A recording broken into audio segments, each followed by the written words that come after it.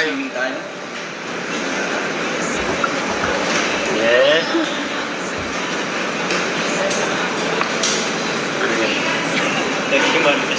Marites kayo. So yun po mga kalingap, mag-i-snack po muna kami mga kalingap kasi wala pa daw po si Doc and para para ano po, hindi magutom si Reyna. Nagutom ka na? Gutom ka na? Tara, pili tayo ng pagkain. Bilhin na pagkain. Ito po tayo ngayon sa kantin ng Mother's Hilton. Unti lang ha? Unti lang kasi magla-lunch pa tayo, Reyna, ha? Ang gusto mo. Ano to? Uy, alam mo ha. Ito gulay, gulay. Hindi, gulay na lang. Gulay?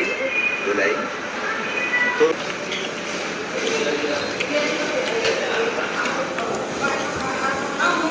One eternity later.